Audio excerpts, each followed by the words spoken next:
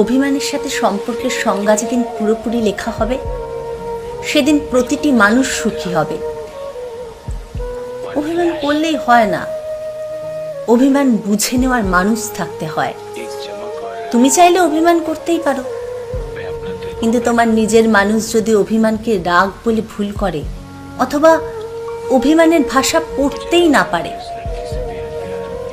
তখন সে অভিমানের প্রয়োজন থাকে না।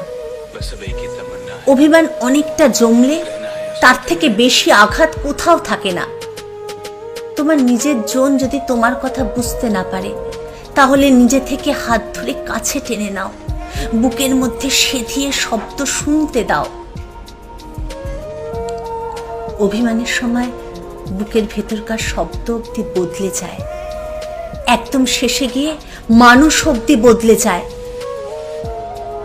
অভিমান প্রকাশ না করতে পারা মানুষ অনেকটা সময় পর পাথর হয়ে যায়। সে বুঝতেও পারে না ঠিক কোন সময়টা একবার জোর করে বুকে টেনে নেওয়া দরকার ছিল।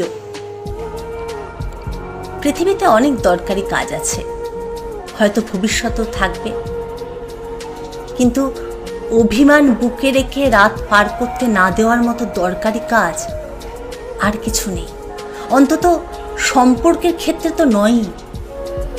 রাত পার করলে সে অভিমান পাথর হয়ে জমে বুকের ভেতর, তারপর সে অভিমান ভাঙার ক্ষমতা সকলের থাকে না।